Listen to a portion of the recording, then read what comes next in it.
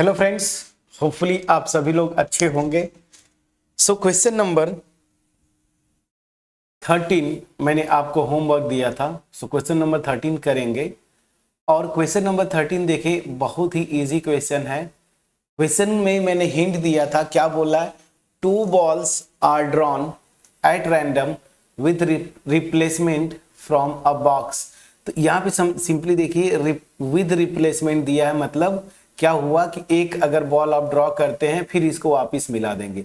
मतलब जो भी इवेंट्स होंगे ना, यहाँ पे जैसे 2 बॉल्स ड्रॉ करने की बात कर रहा है, तो ये इवेंट्स उनके करेस्पॉन्डिंग जो आएंगे वो इंडिपेंडेंट हो जाएंगे। ठीक है ना। अब चलिए क्वेश्चन को समझते हैं। यहाँ पे बोल रहा है ना कि एक बॉक्स है ऐसे, ठीक है ना। अब बॉक्स में बोल रहा है कि ब्लैक और रेड बॉल्स हैं ना, कुछ ब्लैक बॉल्स हैं और कुछ क्या है, रेड बॉल्स हैं। तो जैसे ये देखिए कुछ ब्लैक बॉल्स हैं, ठीक है ना। अब जितने भी हैं वहां पे नंबर दिया है, अब मैं एग्जैक्टली नहीं लिखूंगा, बस एक्सप्लेन करने के लिए। और कुछ जो है इसमें रेड बॉल्स हैं ऐसे, ठीक। चलिए, तो अब ये जो बोल रहा है यहाँ पे आप समझते हैं क्वेश्चन में, ये एक बॉक्स हो गया, रेड और ब्लैक बॉल्स हैं। अब क्या बोल रहा है, find the probability that both balls are red.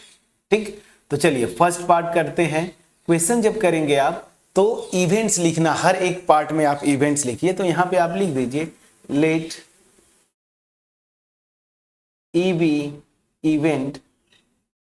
Event that first ball, ठीक है ना, फर्स्ट ड्रॉन बॉल लिख दीजिए, ball be red and F be the event that second drawn ball is also red ना। चलिए इतना लैंग्वेज आप लिख देंगे क्वेश्चन के अकॉर्डिंगली कि दोनों बॉल रेड होंगे। तो मैं बोल रहा हूं ई जो इवेंट है वो फर्स्ट बॉल को ड्रॉ करते हैं तो वो रेड होता है, और सेकेंड भी क्या है, रेड आएगा। तो आपसे बोल क्या रहा है कि प्रोबेबिलिटी निकालिए कि दोनों बॉल जो है वो रेड होंगी, ऑब्वियस सी बात है। सो क्या आपसे पूछ रहा है यहाँ पे, so we have to find out. चलिए तो ये हाँ ठीक है। सो यहाँ पे ऑल्सो रेड। अब आते हैं, वी हैव टू फाइंड क्या, probability of E intersection F. तो हम लोग कैसे लिखते थे, दिस, यही आपको निकालना है। अब चलिए यहाँ पे सिंपल सा लॉजिक है, रिप्लेसमेंट दिया है ना, रिप्लेस कर देते हैं। तो सिंस इवेंट्स आर इंडिपेंडेंट, ठीक है ना। सो इसका मतलब क्या हो जाएगा, प्रोबेबिलिटी ऑफ इनका इंटरसेक्शन, ई इंटरसेक्शन एफ बोलिए या ये दोनों नोटेशन हम यूज करते हैं, this will be P of E into P of F. बस अब सीधे सीधे प्रोबेबिलिटीज निकालिए, मल्टीप्लाई करिए, आपका आंसर आ जाएगा। चलिए अब आते हैं, फर्स्ट बॉल जो है रेड होगा। क्वेश्चन में आते हैं 10 ब्लैक और 8 रेड बॉल है। तो ध्यान दीजिए, जब पहला बॉल ड्रॉ करेंगे तो उसके लिए भी प्रोबेबिलिटी क्या होगी, सॉरी उसके लिए फेवरेबल इवेंट्स क्या होंगे, रेड होने का 8, और टोटल कितना है 10 + 8 18। उसी तरीके से सेकेंड के लिए भी इतना ही होगा। अब देखिए थोड़ा सा सिंप्लीफाई करिए, कितना 4 से कटेगा, नहीं 4 से नहीं, 2 4 जा 8, 2 9 जा दिस, 2 4 जा 8, 2 9 जा दिस। तो ये हो जाएगा 16/81। प्लीज चेक करिए, बहुत आसान है, 16/81 प्रोबेबिलिटी आ गया। स्मार्टली आपने किया कि नहीं, देखिए क्वेश्चन को देखिए, आइडेंटिफाई करिए, मल्टीप्लिकेशन थ्योरम ऑफ प्रोबेबिलिटी लगेगा, कैसे लगाना है, इवेंट्स इंडिपेंडेंट है, फटाफट मैंने लगाया, आंसर आपके सामने है। ठीक है ना। अब चलिए सेकेंड पार्ट, अब फटाफट करते जाएंगे। सेकेंड पार्ट पे आता हूं, first ball is black and second ball is red. Again event जो है इंडिपेंडेंट है। अब यहां पे क्या लिखेंगे, ई को लिखिएगा कि first drawn ball is black, ये ब्लैक के लिए लिख लीजिएगा लैंग्वेज जैसे मैंने यहाँ पे लिखा, और एफ को मान लीजिएगा सेकेंड जो ड्रॉन बॉल है वो क्या है, रेड। इसी तरीके से लैंग्वेज लिख दीजिएगा कि ये इवेंट रिप्रेजेंट करता है ब्लैक बॉल के लिए और ये रेड के लिए। अब चूंकि अगेन इंडिपेंडेंट है, ठीक है ना, तो चलिए इतना तो लिख देता हूं, since events are independent, this will imply probability of E intersection F मतलब EF, this is equal to probability of E into probability of F। probability of E क्या होगा, अगेन रेड, अच्छा E क्या है, पहला जो मैं ले रहा हूं फर्स्ट बॉल ब्लैक। अब देखिए ब्लैक कितने बॉल से, टोटल 10 है, तो इसके लिए फेवरेबल आउटकम्स क्या हो जाएंगे, यही मैं लगा रहा हूं फ्रेंड्स फार्मूला, चाहे यहां पे बोलिए चाहे यहां पे, P of E is N of E divided by sample space की साइज N ऑफ S, ये फार्मूला मैं लगा रहा हूं, ठीक है ना। तो ब्लैक 10 है, तो एक बॉल ड्रॉ करने की कितना हो जाएगा 10C1, तो ये कितना आ जाएगा 10, या ऐसे बोलिए 10 ऑप्शंस है जैसे आप समझे, और सिंपल स्पेस की साइज वही है 10 + 8 कितना 18।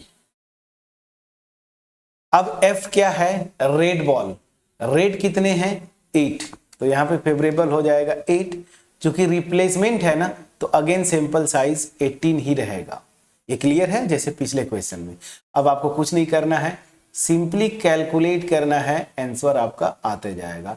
तो चलिए कैलकुलेट करिए, ये 2 9 जा, आहा मैं क्या कर रहा हूं, 2 5 जा 10, 2 9 जा, उसी तरीके से 2 4 जा और 2 9 जा, तो यहाँ पे आप देखिए कितना हो जाएगा, आप कैलकुलेट कर लीजिए, 5 4 जा 20/81, तो 20/81 आंसर आ गया। कितना आसान है। चलिए अब आ जाते हैं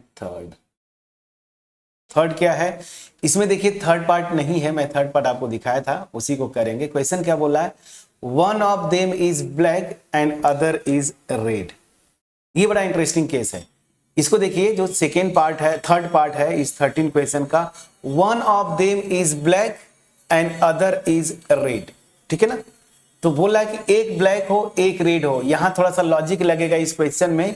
तो इसका थर्ड पार्ट जो इस क्वेश्चन का था, वन इज ब्लैक, मैं लिख देता हूं, थर्ड पार्ट लिख देता हूं जो है, one is black and other is red. इसका थर्ड पार्ट बुक से आप देखेंगे, थर्ड पार्ट ये है। तो आप यहां पे क्या लिखेंगे, सीधी सी बात है कि ये लिखिएगा कि ई इवेंट जो है अगेन ब्लैक के लिए है, ब्लैक बॉल ड्रॉन, और एफ जो है वो रेड के लिए है, ठीक है ना, रेड बॉल के लिए। तो यहां पे हमसे क्या पूछ रहा है, सो रिक्वायर्ड प्रोबेबिलिटी क्या होगा, इसको थोड़ा लॉजिक से करेंगे। मैं ये लिख रहा हूं कि पहला बॉल जो ड्रॉ करें वो क्या हो, ब्लैक हो, फिर दूसरा बॉल जो ड्रॉ करें वो क्या हो, रेड हो, या पहला बॉल रेड हो दूसरा बॉल ब्लैक हो, ठीक है ना। अब चूंकि ये दोनों में से कोई एक आएगा कंडीशन, तो यहां पे आप ऐड लगा देते, फंडामेंटल प्रिंसिपल आप काउंटिंग से यहां दोनों को ऐड कर देंगे। समझ में आ रहा कि नहीं। ये जो प्रोबेबिलिटी है कि क्वेश्चन में क्या बोल रहा है कि one is black and other is red, तो फर्स्ट को अगर ड्रॉ करें तो मान लीजिए वो ब्लैक आता है तो सेकंड रेड आएगा, या फर्स्ट वाला रेड आए ये जो है ब्लैक आए। तो अल्टीमेट अब ये क्या हो जाएगा, इंडिपेंडेंट इवेंट है। मैंने दोनों निकाल के रखा है, देखिए कहां गया, ये देखिए EF मैंने निकाल के रखा है ना, ब्लैक वाला, और ये देखिए ना ये, तो ये इसकी प्रोबेबिलिटी मेरी कितनी है 20/81, प्लस पहला रेड हो और ये ब्लैक हो तो भी उसकी प्रोबेबिलिटी वही आएगी क्या, ठीक है। पहला रेड हो तो रेड के लिए भी वही, क्योंकि इंडिपेंडेंट है तो यही आएगा 20/81।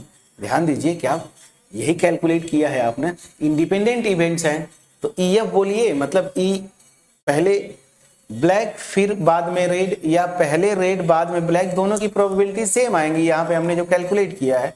तो अल्टीमेट 40/81 आपका आंसर हो जाएगा। मैं समझा पा रहा हूं कि नहीं? ठीक है, तो ये आपका आंसर है। तो ऐसे क्वेश्चन को इस तरीके से टैकल करते हैं कि पहला ड्रॉ में ब्लैक, सेकेंड ड्रॉ में रेड, या पहले ड्रॉ में रेड, सेकेंड ड्रॉ में ब्लैक, यहां पे ऐड कर दीजिए दोनों केसेस का। तो इसके लिए प्रोबेबिलिटी सेम आएगा, इसके लिए भी वही आएगा, ऐड कर दिया 40/81। प्लीज चेक करिएगा। तो क्वेश्चन नंबर 13 थोड़ा सा इजी था, मैं अपने लैंग्वेज में मैंने आपको बताया, इस तरीके से आप लिखिए, एग्जाम में अगर आता है। और अगर एमसीक्यूज की बात है तब तो आपको आंसर डायरेक्ट चाहिए। होपफुली मेरा एफर्ट आपके पास पहुंच पाया होगा। अगर पहुंच पाया है, वीडियो को लाइक करिए, फ्रेंड्स के साथ शेयर करिए, कमेंट सेक्शन में अप्रिशिएट करना मत भूलिएगा। चैनल पे नए हैं सब्सक्राइब जरूर करिएगा। अब 13 कर लिए हम लोग, तो सीधे सीधे अब आता हूं मैं क्वेश्चन नंबर 14। अब थोड़ा सा इसको बड़ा कर दूं ताकि आपको दिखे। चलिए ठीक है, ये देखिए 14 और 15 दो क्वेश्चंस हैं। 13 हमने देखिए कंप्लीटली कर लिया यहाँ पे। अब 13 और 14 आपको होमवर्क, सॉरी 14 एंड 15। 14 क्या है? Probability of solving specific problem independently by A and B is this. If both try to solve the problem independently, find the probability that the problem is solved. फिर second क्या? Exactly one of them solve the problem. यहां पे logic लगाइएगा, क्योंकि events A और B जो solve करते हैं ना, वो इंडिपेंडेंट है, क्वेश्चन में दे दिया है, तो दोनों के द्वारा सॉल्व हो जाए, मतलब probability of A intersection B की अगर बात करेगा, ठीक है ना, मतलब ए बी, तो ये क्या हो जाएगा? Probability of A into probability of B. बस ये लॉजिक आप लगाइएगा, आंसर आपका आ जाएगा। इवेंट्स इंडिपेंडेंट है, क्वेश्चन में साफ साफ लिख दिया है। तो चलिए क्वेश्चन 14 आप करिएगा, नहीं होगा मैं जरूर ट्राई करूंगा। तो मिलते हैं नेक्स्ट वीडियो में, तब तक अपना ख्याल रखें, पढ़ाई करते रहें। Thank you so much.